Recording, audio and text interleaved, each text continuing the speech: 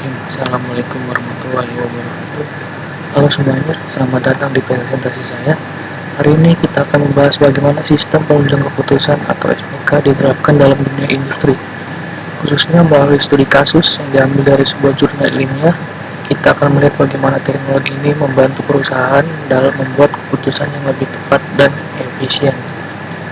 Ya, sebelumnya, perkenalkan, nama saya Rano Kumutang dari Prodi Teknik Informatika Universitas Pancasakti. Di sini saya memberikan judul penerapan sistem penunjang keputusan atau SPK berdasarkan studi kasus dan review jurnal. Apa itu SPK? Sistem berbasis komputer mendukung pengambilan keputusan gunakan data, model, dan UI. Sistem penunjang keputusan atau SPK merupakan sistem informasi berbasis komputer yang dirancang untuk membantu mengambil keputusan dalam situasi yang kompleks, biasanya semi terstruktur atau tidak terstruktur. Sistem ini menggabungkan data, model analisis, dan antarmuka pengguna yang interaktif, sehingga bisa memberikan rekomendasi atau solusi berdasarkan data yang ada. Next. Nah, di sini ada studi kasus dari SPK di PT XYZ, yang dimana ada judul jurnal dan metode, ada masalah, dan ada solusi. Dari masalah ini ada proses seleksi tidak efisien, dan solusi ada SPK berbasis smart. Kita akan membahas sebuah studi kasus dari jurnal berjudul Implementasi Sistem Penunjang Keputusan untuk Seleksi Karyawan Menggunakan Metode SMART di PT XYZ. PT XYZ mengalami kesulitan dalam menyeleksi karyawan baru karena banyaknya pelamar dan variasi kriteria yang digunakan. Proses manual terbukti tidak efisien dan rentan terhadap subjektif. Sebagai solusinya, perusahaan mengembangkan SPK yang menggunakan metode SMART atau Simple Multi Attribute Rating Teknik untuk membantu menentukan calon karyawan terbaik secara objektif. Seperti itu. Lanjut kita ke slide berikutnya. Ada langkah-langkah implementasi. Di langkah-langkah implementasi ini ada 4. Yang pertama, tentukan kriteria dan bobot. Yang kedua, input data. Yang ketiga, hitung skor. Yang keempat, rekomendasi otomatis. Untuk langkah yang pertama adalah menentukan kriteria seleksi seperti pendidikan, pengalaman kerja, keterampilan teknis, dan hasil wawancara. Setiap kriteria diberikan bobot sesuai tingkat kepentingannya. Selanjutnya, data setiap pelamar dimasukkan ke dalam sistem. Sistem kemudian menghitung skor total berdasarkan metode SMART dan memberikan peringkat serta rekomendasi siapa kandidat terbaik yang layak dipilih. Lalu next ke slide berikutnya. Ada hasil dan manfaat SPK.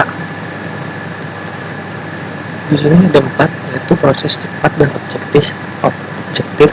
Yang kedua, transparan. Yang ketiga, sistem fleksibel. Yang keempat, efisien dan akurat. Hasil dari penerapan sistem ini cukup untuk signifikan proses seleksi menjadi lebih cepat dan objektif, karena setiap keputusan didasarkan pada data dan perhitungan yang jelas. Keputusan yang diambil menjadi lebih transparan dan dapat dipertanggungjawabkan. Selain itu, sistem bersifat fleksibel dan dapat diperbarui sesuai kebutuhan perusahaan. Secara keseluruhan, penggunaan SPK meningkatkan efisiensi dan akurasi dalam pengambilan keputusan. Lalu kita next ke slide selanjutnya. Ada tantangan implementasi SPK, yang dimana data harus akurat, biaya awal tinggi, butuh pelatihan, adaptasi organisasi. Nah, meski memberikan banyak manfaat, implementasi SPK juga memiliki tantangan. Salah satunya adalah kebutuhan akan data yang akurat dan lengkap, karena kesalahan data akan berdampak langsung pada hasil keputusan. Selain itu, pengembangan sistem membutuhkan biaya awal yang cukup besar, serta pelatihan bagi pengguna agar bisa mengoperasikan sistem dengan baik. Adaptasi organisasi terhadap sistem baru juga bisa menjadi tantangan tersendiri. Lalu kita next ke slide selanjutnya.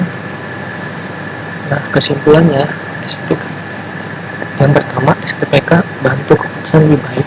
Yang kedua, metode smart efektif. Yang ketiga, bisa untuk HRD, logistik, dan lain-lain. Nah, penjelasan kesimpulannya, sistem penunjang keputusan merupakan solusi yang efektif untuk membantu pengambilan keputusan yang kompleks dalam perusahaan. Metode smart terbukti membantu dalam proses seleksi yang objektif dan efisiensi. Lebih luas lagi, SPK dapat diterapkan di berbagai bidang seperti HRD, logistik, keuangan, dan lain-lain, selama ada kriteria dan data yang dapat dianalisis. Oke, terima kasih telah menyimak presentasi ini. Semoga materi yang saya sampaikan bermanfaat dan dapat membawa wawasan Anda dan dapat menambah wawasan Anda mengenai penerapan teknologi dalam dunia nyata, khususnya dunia kerja dalam pengambilan keputusan. Jangan lupa untuk like, komen, dan subscribe jika Anda menonton ini di YouTube. Sampai jumpa di presentasi berikutnya. Stay smart, stay education, ready.